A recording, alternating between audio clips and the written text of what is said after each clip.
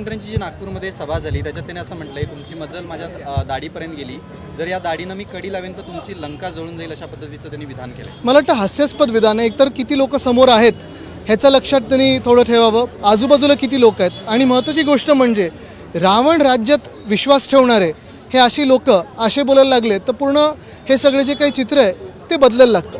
मुख्य गोष्ट हीच आहे की एवढं अकार्यक्षम व्यक्ती आम्ही कधीच पाहिली नव्हती.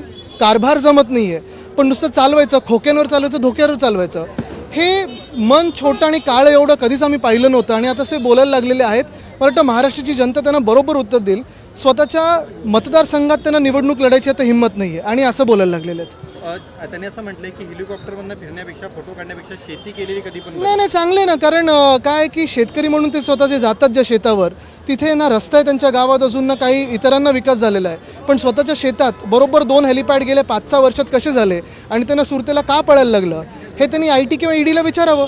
पण मुख्य गोष्ट हीच आहे की बरोबर अमावस्या किंवा पौर्णिमेच्या दिवशी शेतीला जातात 2 हेलिकॉप्टर घेऊन, कुठून टेक ऑफ घेतात, सिक्युरिटी लांब ठेवतात.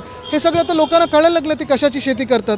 तर ही लुनार शेती बंद करावी त्यांनी चंद्राच्या प्रकाशात आणि लोकांची कामं करावी. कारण एवढं निर्लज्जपणा, कधी एवढं काळं मन आणि छोटं मन आम्ही आयुष्यात पाहिलं नव्हतं.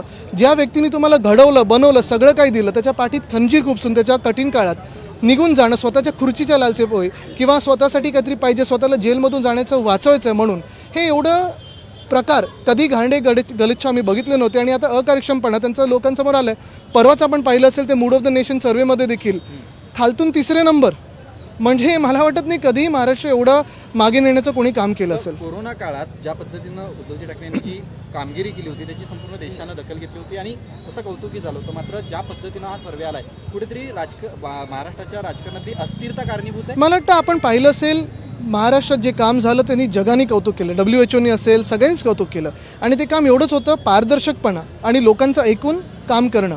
आपण पाहत असाल सध्याचे मुख्यमंत्री नुसतं कॉन्ट्रॅक्टर आणि बिल्डरचे ऐकतात आणि तिथेच मोठा प्रॉब्लेम झालेला आहे. लोकांसाठी हे सरकार नाही, कॉन्ट्रॅक्टर, बिल्डर आणि भाजपासाठी हे सरकार चाललेलं आहे. संसदेत काही खासदारांनी एक प्रश्न उपस्थित केला आहे, तो म्हणजे गणपत गायकवाड यांनी जो मुख्यमंत्र्यांच्या बाबतीत जो आरोप केला होता, सत्ताधारी आमदारानं हा आरोप केला होता, या आरोपांची कुठेतरी चौकशी झाली. चौकशी होणार नाही, कारण आपण पाहिलं असेल त्यांचा तो स्थानिक वाद जो होता तो आहे आणि म्हणून लगेच CCTV फुटेज आलं.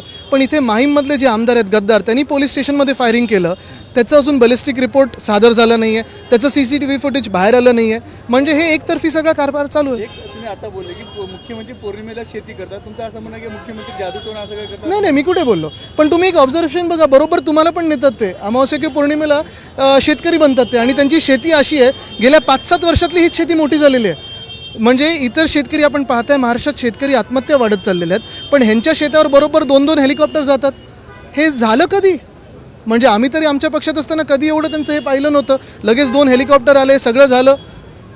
स्ट्रॉबेरीमधून एवढं पीक चांगलं येत असेल तर महाराष्ट्रातल्या प्रत्येक शेतकऱ्यांनी करावी स्ट्रॉबेरीची शेती. देश विदेशातील प्रत्येक घडामोडींचे लाईव्ह अपडेट मिळवण्यासाठी आता साम टीव्हीच्या सर्व सोशल मीडिया प्लॅटफॉर्मला लाईक, फॉलो आणि सबस्क्राईब करा. तसंच सर्व नोटिफिकेशनसाठी बेल आयकॉन प्रेस करायला विसरू नका.